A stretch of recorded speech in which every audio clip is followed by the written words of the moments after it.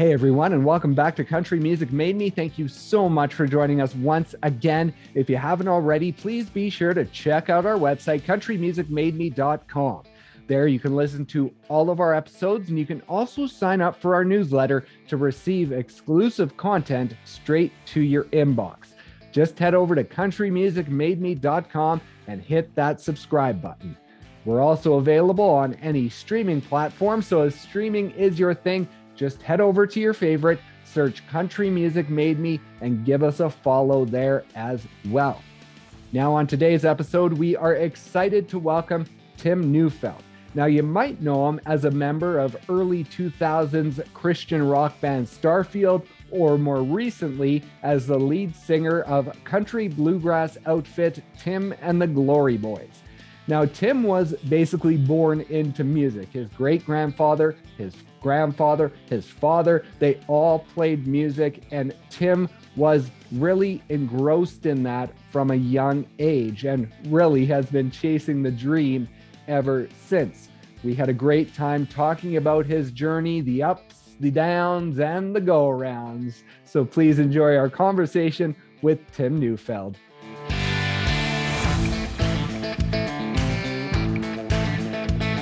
Your family was very musical. Your great-grandpa basically had a banjo in his hand in every picture that he was in. Your grandpa had a mandolin, and your dad was on the harmonica and the guitar.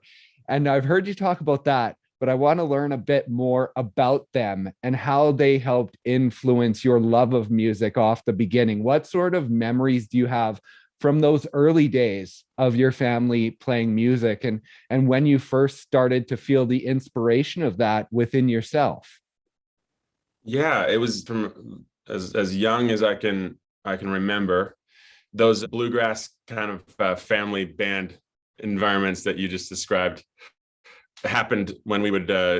I grew up in I was born in Winnipeg, and shortly thereafter moved to Edmonton. So my first decade of life was as a Edmontonian. Oh, okay. We would just, as a family around Christmas or Easter, the times that we would get together back in Winnipeg, have that form of the band together. It was as natural as it could possibly be. It's the child trying to make the strings work, and like my dad would chord them and I would strum them and feel like a rock star.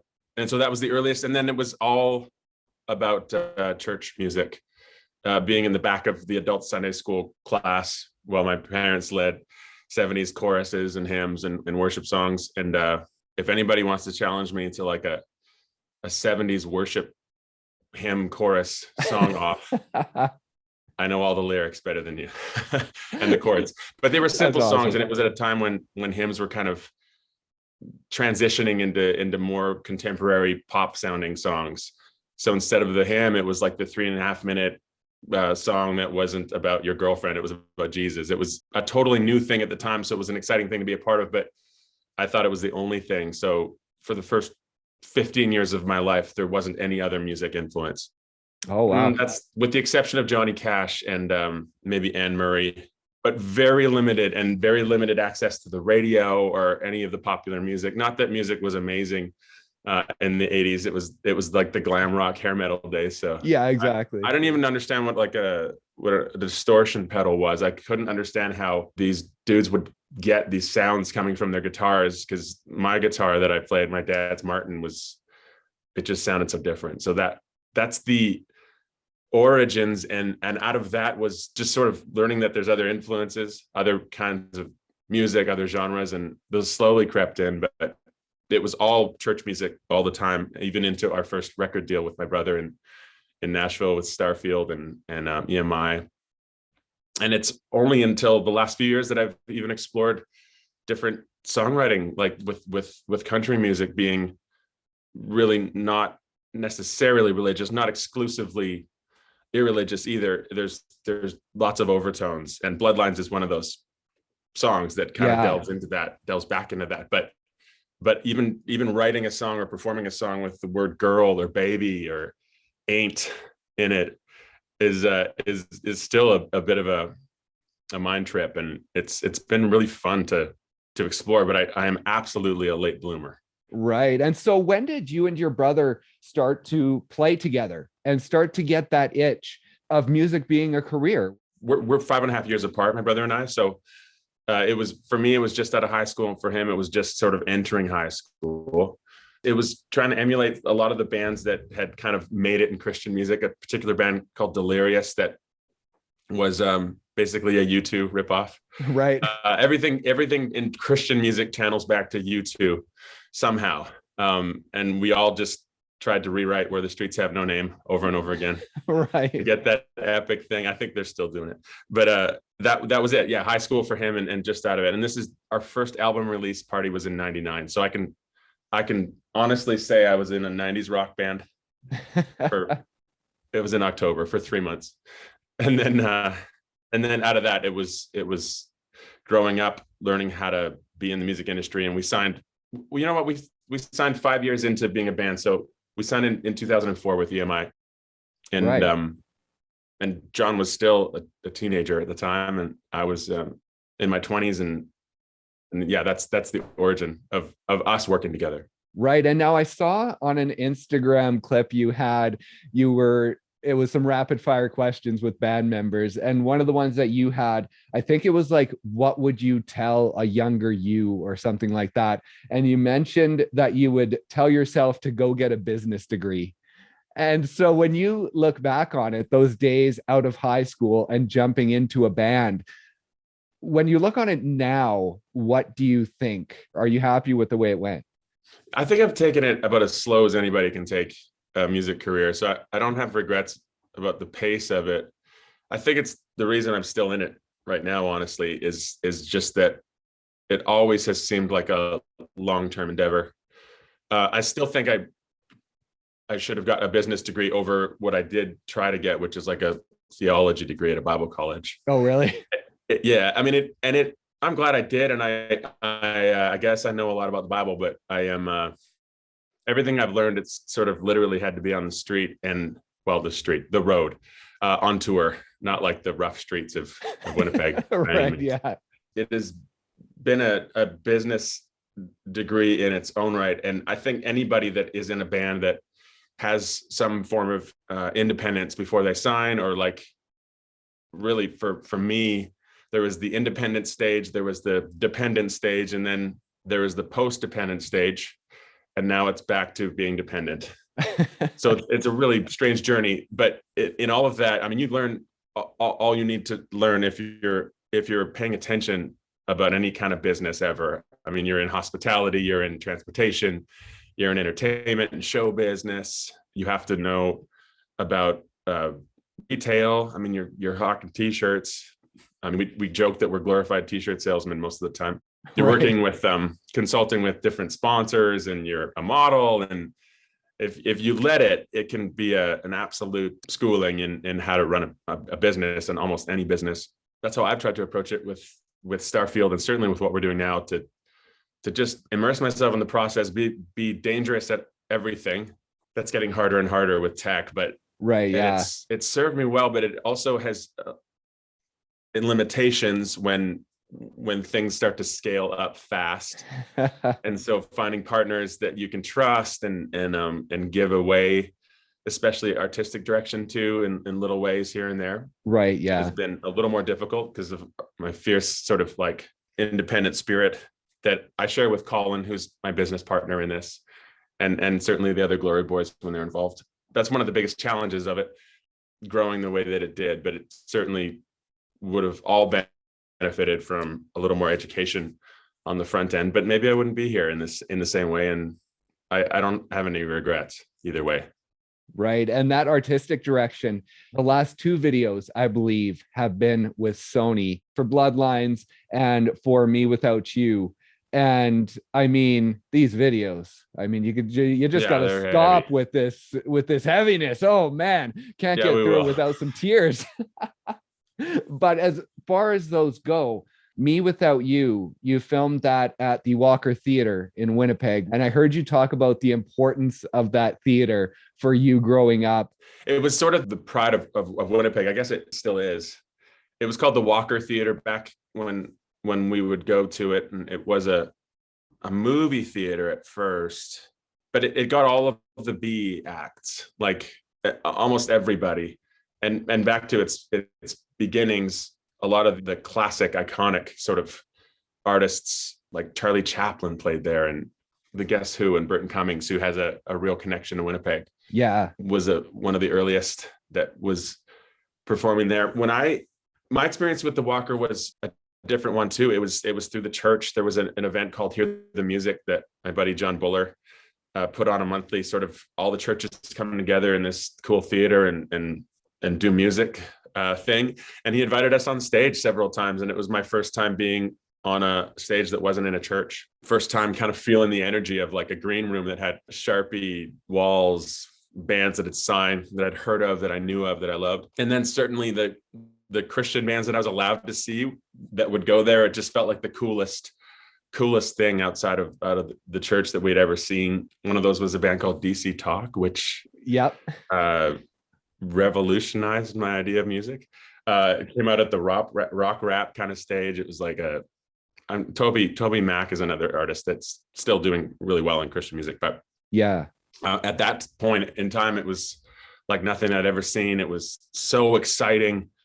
It wasn't anything churchy like I had grown up with, and I still find myself referencing some of the ways in which they did production and really took seriously all of the showbiz aspects of what a live band can be. And it was, so much of it was at that iconic theater that we ended up shooting the music video at. So that was a really meaningful full circle for me to be shooting a bona fide video that was, like with a major label in country music. And it wasn't lost on me. It was such a fun time. And it was in the middle of just I think Winnipeg locked down hard for about a month after that. We were there at a window where we could kind of still do it during COVID. And it was the first time seeing the guys. It was very monumental for me personally. And the music video that came out of it is like you said, a tearjerker, but it deals with real life stuff, like, which I tend to ebb and flow in and out of. My need to sing and perform and make art that can preach, that can provide healing for people. And I don't mean in a religious way, just we can jump around like idiots on stage, and we do that most of the time. Our bluegrass parties, we call them, this tour that we're on is called the Hometown Hoedown. And we enjoy being that band, but I also enjoy and feel the need to have a multi-dimensional kind of not an appeal, but like of a voice to speak to pain that people go through. So much of the church focuses on that, and maybe it focuses on it to the exclusion of some of the other side of life, the enjoying company and friends and just the party thing that we try to do. But it's still, as I've moved out of Christian music exclusively into this new genre, it still feels like a very human thing that we all appreciate being reminded of and being moved in. And sometimes it's, the 4-minute music video that really does provide the healing for people that are suffering from grief, like this latest Bloodlines video, from the loss of a loved one, especially now as we've lost so many loved ones. And there's not a whole lot of content that I see on the internet that's dealing with it. So it's heavy. It is heavy, but it feels necessary. So we're excited to have it out there and to see it getting viewed so many times. And certainly the same goes for Me Without You, but we're ready to make something just absolutely dumb and silly and party mode now. Like, it is time. So we have all kinds of exciting things planned. I'm really excited for people to kind of be able to see that side of us again as well. That's awesome. And you always have been a fun band ever since Tim and the Glory Boys hooked up and started this journey. But back in the Starfield days, when you're just coming out of the church and you're young, was there a line that you were trying to toe in being a part of the church, but also creating more mainstream music that maybe the church frowned upon in some way? Yeah, I mean, it was at that point that I think the tide was turning for the church too. So we weren't really pushing any buttons with what we were coming out with. And we Right. had some examples of bands. There was a band called Hocus Pick Maneuver that was a Canadian band that started making albums in the mid 90s that was a huge influence, and they were just silly and dumb, and that was the filter, the first time that I'd seen that happening in church music. Oh, And okay. then bands with a sense of humor have always resonated. Like the Bare Naked Ladies are a great example of another Canadian band that has those sensibilities. And with TikTok now, I mean, it is I think the humor side of things is a way for, or it's something that a lot of entertainers and artists are tapping into, because it is just it's a part of the spectrum of emotion that we as humans deal in every day, and when it can be translated to the stage, it's wonderful. I am entertained by comedians almost more than musical artists, and I feel like they're the smartest people right now, able to talk about the most important things, and I love the way that humor allows that, and we try to incorporate it into the show in subtle and not so subtle ways, and it's always been a tool kind of in the box that really did develop in the church at a time when I think, to answer your question, there was permission. Right. Like we didn't, I've never ruffled feathers. It's just, I'm proud of that, in that I feel like it's always about communication, and it's about giving people what they want, as long as it's from a pure place, but it always has been from a pure place. And my journey has always sort of been like one foot in the church, one foot out, one foot like being convinced of all of the things that the church and Christianity stands for, and always sort of, on a given day doubting all of it. And I'm still there, and we still are playing in churches, and I love it. I love being able to do both, and having the blessing of both sides to kind of still have a foot in both places. I think it's about respecting where people are coming from, and just not judging them for who they are, or where their journey has them, because God knows I'm a completely different person than I was half my life ago, and that, especially in the last couple of years, just people are so confused and trying to find anything to sink their teeth into, a foundation, and it's going to be found in those that have kind of remained consistent and not judge them, where they feel safe to be themselves. And that's what we try to make our shows about, just a safe place to come and be you, and hopefully leave smiling, being entertained. And now, towing that line between bluegrass country and contemporary Christian. Now, with the formation of Tim and the Glory Boys, you released The Joy in 2014, which was your first album as a group, I believe, and then Hootenanny in 2016, and then the Buffalo Road Show in 2018. Now, along that journey, was there a time where you ever felt you had moved more into the bluegrass country realm, or have you always felt like you've had sort of one foot in each genre, no matter which album it is, or what part of the journey this has been? It's a great question. The thing about Christian music is it's the weirdest genre of them all, in that it seems like the only genre that's defined not by the music but by the lyrical content. Oh, okay. There's every kind of music in Christian music. Certainly, like Christian pop radio is very pop. It's always sort of been that, but everything else is all kind of jammed into one genre. As an example, with Starfield, we were nominated for I call it the Jesus Juno. It's like the one Juno that they give a Christian artist, right, of any genre, but we all get lumped in together. So I've been up against like a metal band. We've been up against rap artists for the same Juno, the mass choir. We lost to a mass choir, Toronto Mass Choir, one year. It was just sort of like I don't even know how you define Christian music, but the underpinning has always, for me, been in the acoustic instruments that I grew up playing. And so it's been that journey, but to answer your question specifically, I think for me there was an absolute switch when I realized that I have a baritone voice. Like I can sing loud and low, and it's a full sounding voice. But in Christian music, especially in Christian pop, it was just never a tool that I had to call upon. In fact, if you want to make it in Christian music, you really have to figure out that sexy Christian voice. Like it's a very airy like tenor for dudes, and women kind of have this more soulful thing. But it's not like something you have to sign off on, but it's really beneficial to have. Right. So it was in exploring country music and really the bluegrass transition into this.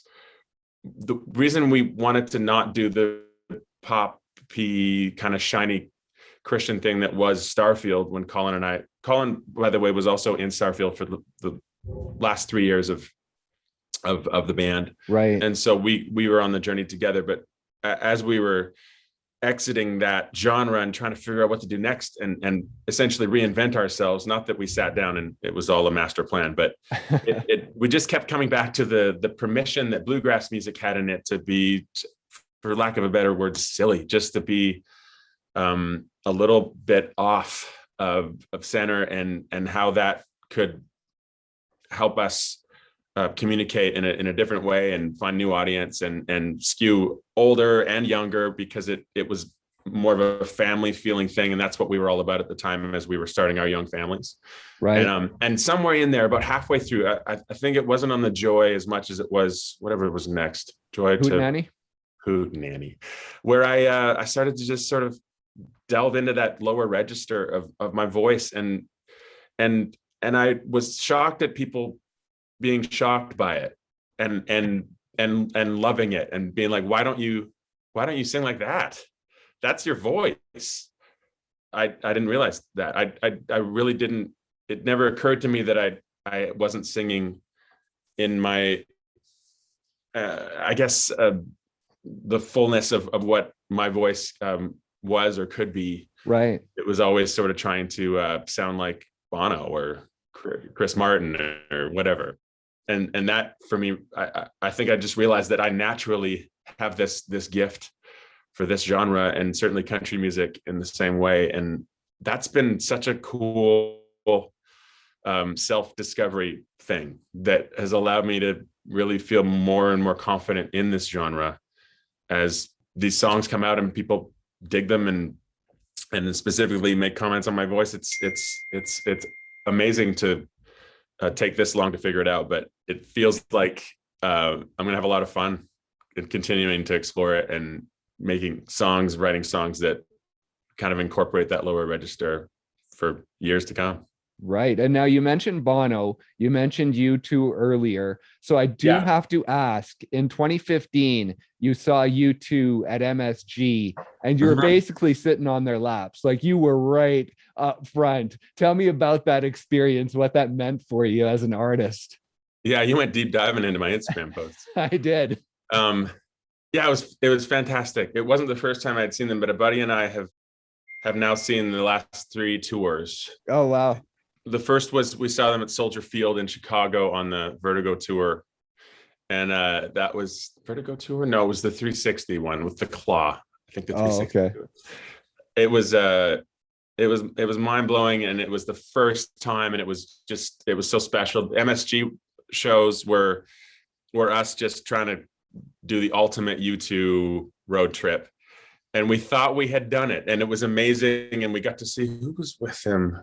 Lady Gaga was with them on one of those shows, but it was like a 7 or 8 night stand at MSG. So I've never been to Madison Square Gardens, just to be there, to be right up front, to experience this band that had shaped so much of me. They were one of the only secular bands that I could listen to growing up. So I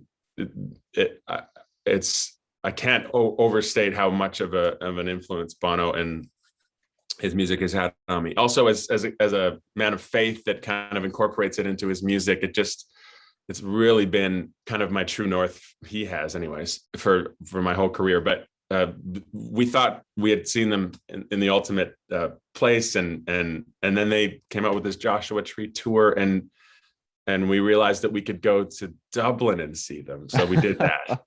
That was the next time, and it was amazing at Croke Park, and so that's been an absolute thread of continuity through my musical career, is just seeing the YouTube thing develop and evolve, and clearly I'm right on the doorstep of the same kind of career with how things are going. So I'm excited for Bono to come to my Madison Square Garden show and meet me backstage and tell me how he's been secretly watching me and been influenced, and how he'd be nothing without me. I'm just kidding. But I mean, you did mention Delirious, it is, right? That was sort of Delirious. You mentioned the Christian form of U2. Yeah, absolutely. And you did tour with them, did you not? Back in the day with Starfield, you did a few shows overseas with them?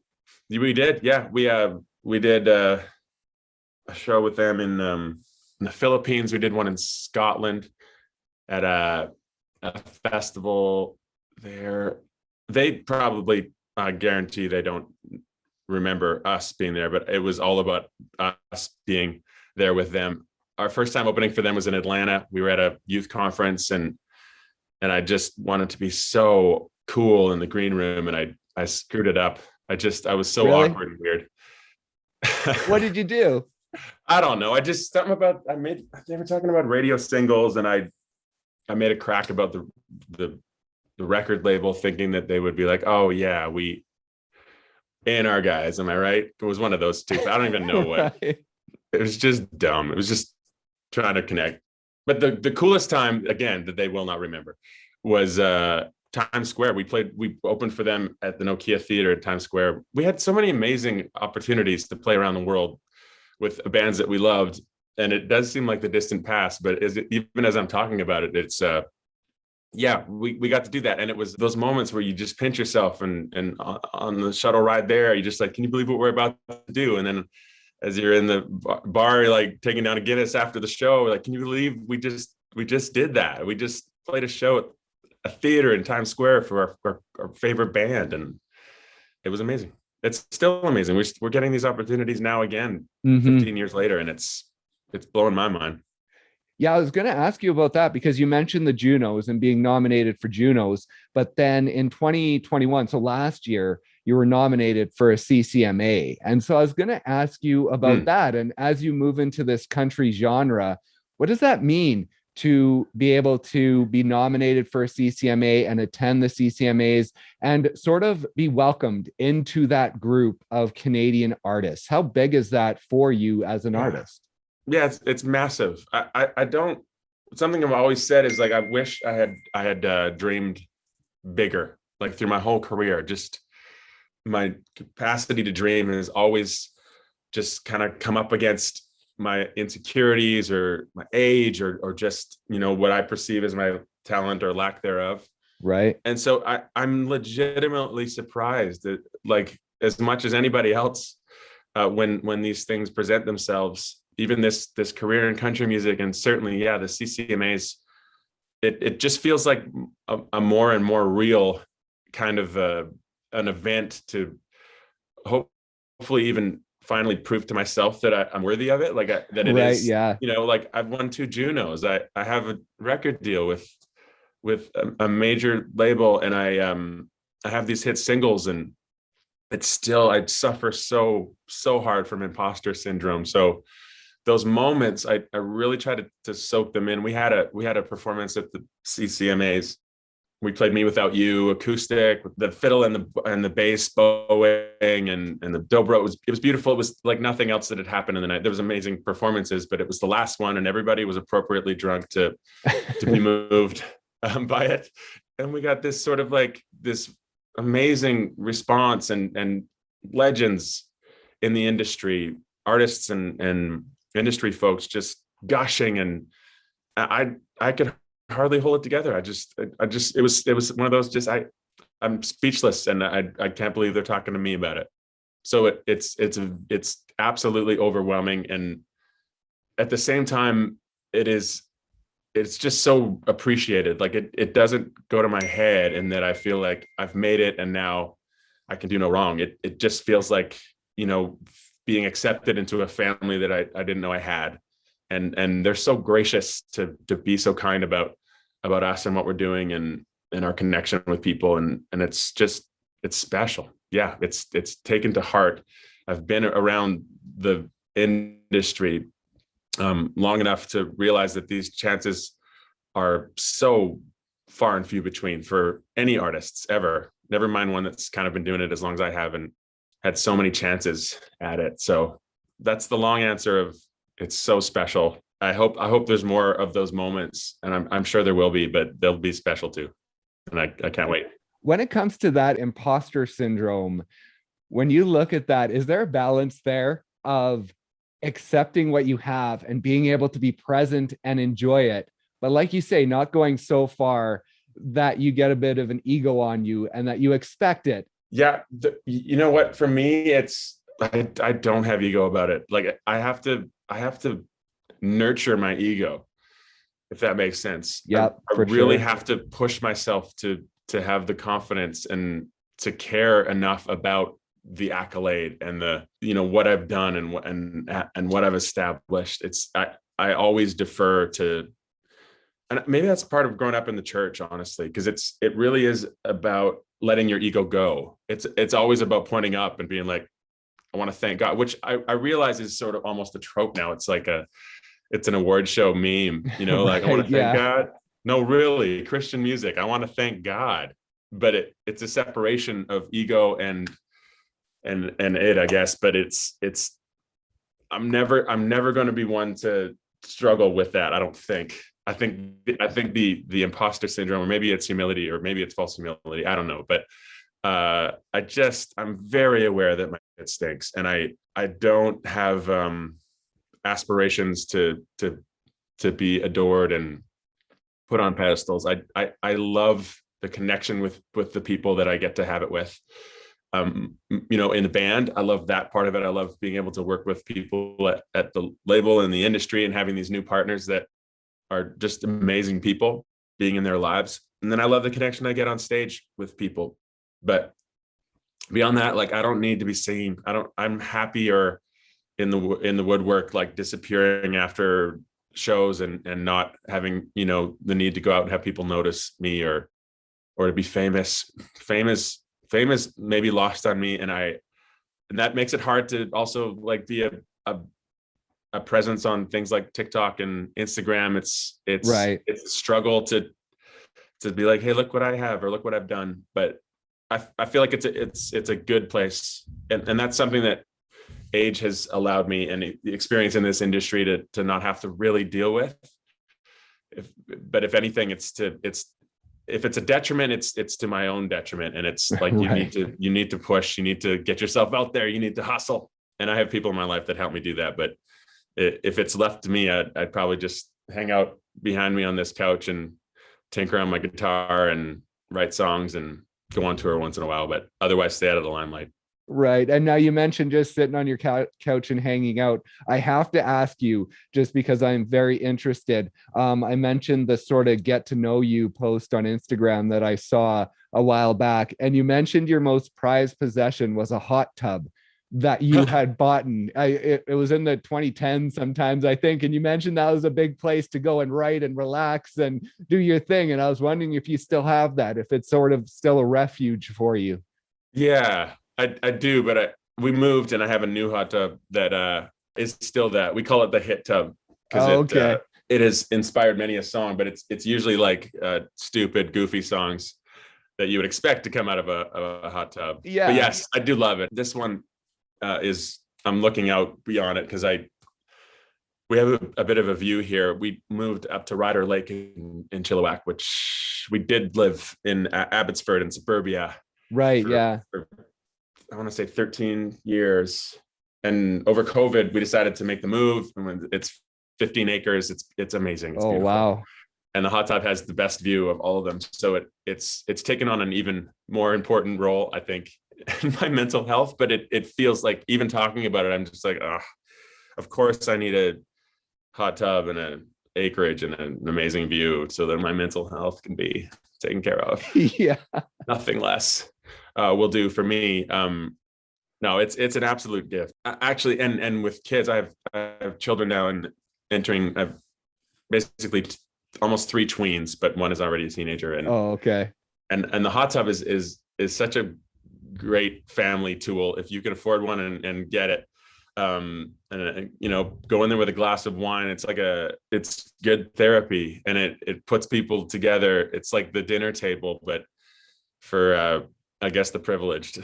Right. And it's like that water just brings out it gets kids talking. I love it. It's awesome. We have a great time. We have speakers out there, and my daughter and I listen to all kinds of music. It has been an absolute place of refuge for me. Yes. Most prized possession, probably not anymore, but still pretty special. That's awesome. And you mentioned it's the hit maker. As far as hits go and making hits, let's talk about sort of that new music that you were down in Nashville writing and recording. Now, we mentioned that Bloodlines is the first song out of this new batch of songs that you've released, that you were a co-writer on. And it really feels like it comes back to towing that line much more between Christian and country. It has much more of that Christian feel to it. And so with the new music that you are writing, does it follow that same line, or are you also writing those fun, upbeat dance songs as well? Yeah. I mean, the story of that song, like really briefly, we were certain it was never going to see the light of day. Oh, okay. But it was Sony that was like, man, this is as much, a part of your DNA as any other song. Like, let's put this one out. We sent it to them after being signed for a year and a half. And I think it's hilarious because it's a very Christian, churchy song.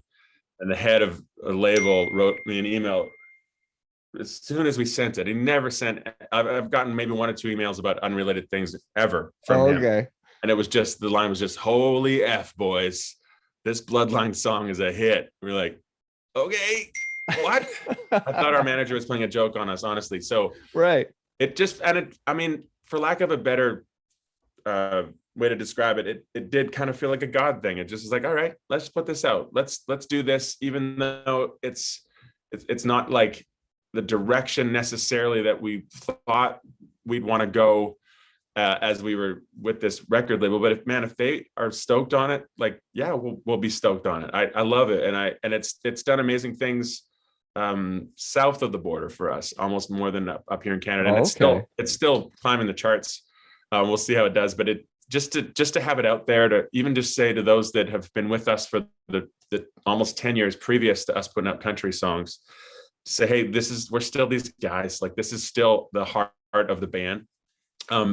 But to answer your question, it isn't what's coming. I mean, we're trying to, it isn't exclusively what's coming. We're trying to figure out if we can sort of do both. We can write songs for the church folks that really, like, love that music and love that part of us and our history, where they're not having to like jump genres with us and all of a sudden love country music, because I wouldn't expect that of anybody, even though it's not that far off. But yeah, what we're excited about doing is writing just like high octane, like not even pop country, like country pop. I love I love pop songs and I love country music, and I know there's a lot of people that just feel like country music is sort of getting bastardized a little bit by other genres, even as every genre ever has done. It's still this war between the new and the old, and as much as our live shows and so much of what we've written even in country music already has been bluegrassy, this last trip I just got off on these country pop songs, these just love songs. Just, they're still wholesome lyrics and all of that, but if I could dream and like and tap into some of those 80s artists that I wasn't allowed to love, one of which we covered in December with the Christmas song we put out, Wham. Right. Yeah, like I just, and it also exploring that lower register in kind of a poppy country way.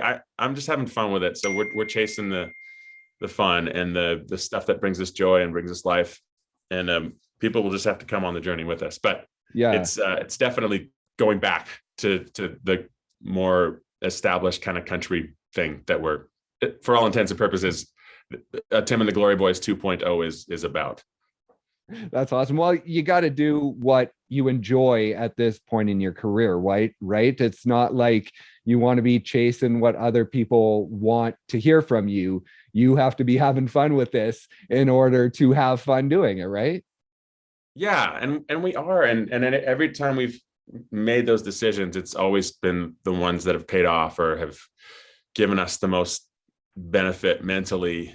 And that's included in that is not really giving over to like an American version of country music. It's we are keeping the A's and the out for rips in all of the stuff that we do. I'm desperately trying not to pick up an American accent, and I even as I sing and hang out in places where lots of Canadians have, it is I don't know. It's been fun to sort of blaze a trail, and it's been in the trailblazing that we've found the most success. So yeah, there's no reason to not chase the things that we love that bring us joy and life, and not expect that it continues in the same way. Do you have dates? Do you have things that fans can look forward to in the next few months that you can actually talk about at this point? I mean, I do. I don't remember the actual days, but there are.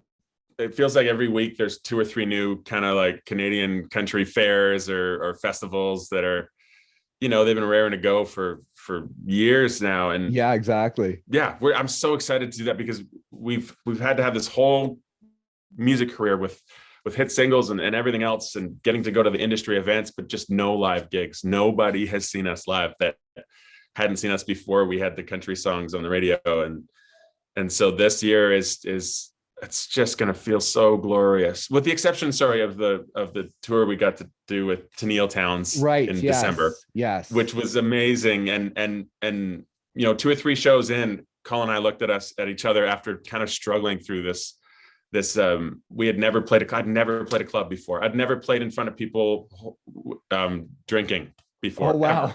Really? I've hardly played in front of like a standing crowd. So it was unnerving, but then we realized 2 shows in, it was in Toronto at a show that everybody in the industry was at, opening for Tennille.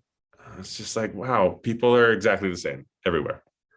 I know what I'm doing. I belong here. This is country music. And so that feeling, that rush of being able to do it over and over again in all different provinces and different crowds is just, I cannot wait.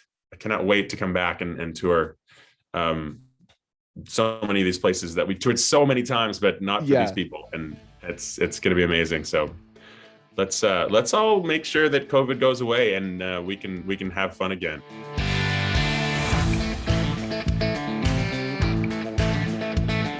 Thank you once again so much for listening, and thank you to Tim for stopping by and sharing his story. Be sure to check out Tim and the Glory Boys' new single, Bloodlines, wherever you stream your music.